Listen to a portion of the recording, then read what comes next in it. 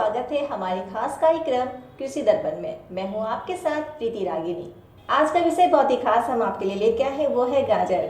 गाजर जो कि विटामिन ए की प्रचुर मात्रा पाई जाती है, जिसको हम सब्जी और सलाद के रूप में इस्तेमाल करते हैं। तो चलिए देर न करते हुए इसकी खास और विस्तृत जानकारियों का लाभ लेते हैं। और आज हमारे साथ मौजूद है डॉक्टर रायमणि हेम्ब्रम मैम। मैम, आपका बहुत बहुत स्वागत है हमारे कार्यक्रम कृषि दर्पण में।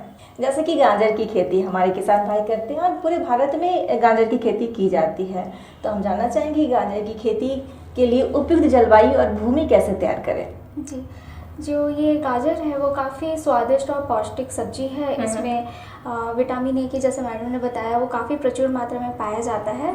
और इसकी खेती करने के लिए जो भूमि का चुनाव होता है उस पर इस बात का ध्यान रखना चाहिए कि भूमि जो है गहरी भुरभुरी हो या फिर हल्की दोमट हो। अच्छा। और उसका जो पीएच हो वो 6.5 से अधिक ना हो। तो जब भूमि और उसकी जो जल निकासी होती है उसका भी एक उचित प्रबंध होना चाहिए। तो जब भूमि को तैयार करने के लिए 2 से 3 बार इसकी गहरी जुताई करते हैं, उसके बाद पाटा चलाने के बाद भूमि पूरी तरह से ये तैयार हो जाती है। जी, तो गाजर के बारे में हम बात कर रहे हैं, तो गाजर की किस्मों का भी हम जानना चाहेंगे। कौन कौन सी उन्नत किस्में हैं जिससे कि हमारे किसान भाई लगाना चाहेंगे, तो मैम बताएं कि कौन कौन सी किस्में हैं। जी, पिछले क्वेश्चन में मैंने एक बात आपको बताना भूल गई थी कि इसका जो तापमान है गाजर के आकार और उसका रंग पे बहुत ही अधिक प्रभाव पड़ता है। तो एक गाजर का एक आकार, एक अच्छा आकार पाने के लिए और एक आकर्षक रंग पाने के लिए उसकी खेती जो है 15 से 25 डिग्री सेल्सियस में की जाती है। और अगर गाजर की उन्नत किस्में की बात करें तो एक अच्छा गाजर उसे माना जाता है जिससे जो इसका मुख्य मतलब मध्य भाग जो होता है वो कठोर ना हो और जो उसका गुदा का जो होता है वो ज़्यादा हो। अच्छा। और वैसे मुख्यतः जो गाजर है 2 प्रकार की होती है, एक होता है यूरोपियन किस्में और दूसरी होती है एशियाई किस्में। तो यूरोपियन किस्में जो है वो मुख्यतः पूछी नुमा होते हैं, मध्य लंबाई के होते हैं और ये गहरी नारंगी रंग के होते हैं। और जो यूरोपियन किस्में हैं वो ठंडी तापमान में ज़्यादा उगाए जाते हैं। जी। अगर इसका उदाहरण लें तो ये जैसे नानटेस हो गया, चैंटने हो गया, पूसा यमदाग्नि, ये सारे यूरोपियन किस्में हैं। और यदि अगर एशियाई किस्मों की बात करें तो इन किस्मों में गर्मी सहने की क्षमता ज़्यादा अधिक होती है यूरोपियन किस्मों के मुकाबले। तो इसका उदाहरण है जैसे पूसा केसर, पूसा मेघालय, ये सारी एशियाई किस्में होती हैं। और मुख्यतः यही 2 प्रकार के गाजर होते हैं और किस्मों के बारे में। जी बिल्कुल। तो किसान भाई, हम जान गए कि कौन सी उन्नत किस्में हैं। जैसे कि 2 तरह की किस्में मैम हमें बता रही हैं, एक यूरोपियन किस्म और एक एशियाई किस्म। लेकिन अब सवाल आ जाता है कि हमारे खासतौर पर झारखंड के किसान भाई सोच रहे हैं कि यहाँ की जलवायु के अनुकूल कौन सी किस्म का खासतौर पर इस्तेमाल की जाती है। जी, अगर किसान भाई अगस्त के महीने में गाजर की बुआई करना चाह रहे हो तो वो एशियाई किस्में का इस्तेमाल करें। यदि अगर वो यूरोपियन किस्मों का इस्तेमाल करना चाहते हैं तो उनकी बुआई जो है वो अक्टूबर-नवंबर के महीने में करें। अगर विटामिन ए की बात करें तो विटामिन ए यूरोपियन किस्मों में अधिक पाई जाती है एशियाई किस्मों के मुकाबले। जी, तो समय के अनुकूल अगर हम किस्मों का चुनाव करेंगे तो अच्छी लाभ मिलने वाली है। तो हम समय के बारे में तो जान गए हैं, अब बात आ जाती है कि विधि क्या है और बीज दर क्या है। इन तमाम बातों के साथ साथ आ जाती है कि इसकी पैदावार को कैसे बढ़ाएं, वो है कि उर्वरक कौन कौन से डालें, कौन से खादों का इस्तेमाल करें। अगर गाजर की खेती के लिए 1 हेक्टेयर में 4 से 5 किलोग्राम के बीज उपयुक्त होते हैं। और इसकी जो बुआई करते हैं वो क्यारी से क्यारी और पौधे से पौधे की दूरी 10 सेंटीमीटर रखी जाती है। अगर उर्वरक की बात करें तो जब खेत को तैयार करते हैं उसी वक्त ही 20 से 25 टन पूरी तरह से सड़ी हुई गोबर खाद डाली जाती है। इसके बाद 1 हेक्टेयर के लिए नाइट्रोजन की मात्रा 100 kg और स्फूर की मात्रा 50 kg और पोटास की मात्रा 60 kg के रूप में दी जाती है। जी, तो बिल्कुल विधि और हम दर के बारे में भी जान गए, उर्वरक खाद के बारे में भी जान गए। अब इतने सभी बातों को जानने के साथ ही बात आ जाती है भंडारण। तो अब हम बात करना चाहेंगे और हम जानकारी लेंगे कि गाजर का भंडारण हम कैसे करें। एशियाई किस्मों में गाजर की का जो ये निकाला जाता है जी, उनको, जी। वो 100 से 130 दिनों के बाद वो रेडी हो जाती है। वहीं अगर यूरोपियन किस्मों की बात करें तो वो 60 से 70 दिन में ही रेडी हो जाती है।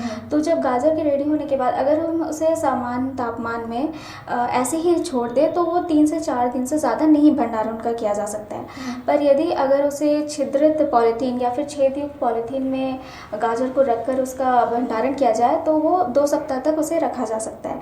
यदि इसी छिद्रित पॉलीथीन या फिर छेदयुक्त पॉलीथीन में इसका भंडारण अगर शीतगृह या फिर कोल्ड स्टोरेज में 1 से 2 डिग्री तापमान और 90% आर्द्रता में की जाए तो काफ़ी लंबे समय तक गाजर का भंडारण किया जा सकता है, लगभग 2 महीने के हिसाब से। एक और सवाल जो कि इसी दरम्यान मैं करना चाहूँगी और हमारे दर्शक भी करना चाह रहे होंगे कि गाजर का तो हम उपयोग करते ही हैं, सुनने में आ रहा है कि आजकल गाजर की पत्तियों का भी खासतौर पर इस्तेमाल किया जाता है, तो इस वजह से कुछ जान लें। जी, जो गाजर की पत्तियां होती हैं उनमें काफ़ी औषधीय गुण पाए जाते हैं, बहुत सारे न्यूट्रिशन होते हैं। इसी वजह से काफ़ी खासकर जो दक्षिण भारत में है वहाँ गाजर की पत्तियों को भी एक साग के रूप में खाया जाता है। अच्छा। तो इसकी जड़ के साथ साथ इनकी पत्तियां भी काफ़ी लाभकारी होते हैं। जी, तो आप देख ही रहे हैं और सुन भी रहे हैं कि गाजर कितनी भरपूर मात्रा है जो पौष्टिक हमें देती है, वो है यहाँ की जड़ और तना से लेके पत्तियां तक सभी का इस्तेमाल कर सकते हैं। गाजर की खेती के लिए महत्वपूर्ण कुछ बिंदु हैं जिसका आप ध्यान रखते हुए गाजर की खेती करें तो भरपूर लाभ मिलेगा, अच्छी आमदनी भी आएगी, तो बिल्कुल ये भी जान लें। जी बिल्कुल, जब किसान भाई अगर गाजर की खेती कर रहे हैं तो बिंदुओं पर उनका ध्यान रखना बहुत ज़रूरी है। जैसे गाजर की खेती है वो अगस्त के महीने से पहले किसान भाई ना करें, क्योंकि अगर अगस्त से पहले अगर वो करते हैं तो इसमें बीज के अंकुरण में बाधा आती है, साथ ही साथ जो है वो गाजर में गांठें भी बनने की समस्या होती है। तो गाजर का जो बुआई होता है वो अगस्त महीने के बाद करें, एशियाई किस्मों के लिए अगस्त सितंबर में करें और यूरोपियन किस्मों का अक्टूबर से नवंबर के बीच में करें। इसके साथ साथ इस बात का भी ध्यान रखना है कि ऐसी भूमि जिनका जो निचला परत होता है अगर वो कठोर हो तो ऐसे जगह पे वो गाजर की खेती ना लें। और इसके साथ साथ ऐसे भूमि जिनका जल स्तर ऊंचा हो या बहुत ज़्यादा पानी ना दे, वरना जो गाजर है वो रेशेदार हो जाते हैं। और इसके साथ इस बात का भी ध्यान रखना है कि पानी देने में कमी नहीं करनी चाहिए, वरना जो गाजर की जड़ें हैं वो फटने लगती है। सो अगर किसान भाई अगर इन सारी बातों का ध्यान रखे तो गाजर की अच्छी तरह से खेती की जा सकती है। तो गाजर की खेती के साथ साथ जो एक सम्मिलित कृषि प्रणाली भी कहा जाती है, तो क्या गाजर की खेत में किसी और भी ऐसे ही पौधों का रोपण किया जा सकता है? जैसे आप बोले सम्मिलित प्रकरण का, तो ऐसे अगर बोला जाए तो गाजर का आप पत्ता गोभी के साथ किया जा सकता है। जी। और जितने भी ठंडे में मौसम के जो सब्जियां लगती है उनके साथ इनकी समेकित ये लगाया जा सकता है। जी बिल्कुल, तो बिल्कुल किसान भाई गाजर की खेती से तो आपको लाभ होगा ही। अगर ठंड के मौसम में अगर इस दरमियान अगर आप गाजर की खेती कर रहे हैं तो साथ साथ पत्ता गोभी भी करेंगे, यानी कि एक ही खेत में दुगुनी लाभ मिल सकती है। तो बिल्कुल गाजर की खेती की निम्न बातों को ध्यान में रखते हुए अगर करें तो भरपूर लाभ भी है और आमदनी भी बहुत खास मिलने वाली है। तो और कुछ बातें गाजर से जुड़ी हुई जो कि आप हमारे दर्शकों को बताना चाहेंगी? जैसे गाजर एक काली प्रकार की भी गाजर आती है। जी। इससे क्या है, काली जो गाजर है इससे कांची नामक पेयजल बनाया जाता है जो एक काफ़ी जो भूख बढ़ाने में बहुत ही सहायक होता है। जी। तो अगर किसान चाहे तो ये काली गाजर की भी खेती शुरुआत कर सकते हैं, इससे भी उनकी आमदनी बढ़ सकती है। इसको करने की क्या विधि है, थोड़ा ये भी जान लें। विधि लगभग सेम ही है जो बाकी गाजर जैसे नॉर्मली उगाया जाता है उसी वे में ही इनकी की जा सकती है। जी, तो किसी भी भूमि में जैसे की जा सकती है। गाजर की मार्केट में भरपूर डिमांड भी है, तो अगर आप गाजर की खेती करेंगे तो बेशक आपको बहुत सारा लाभ भी मिलने वाला है। तो आज की जानकारियों से आपको बेहद लाभ होने वाला है, हम उम्मीद करते हैं। और बहुत जल्द मिलते हैं एक नए विषय के साथ, नए विशेषज्ञ के साथ। तब तक के लिए आप देखते रहें कृषि दर्पण। नमस्कार।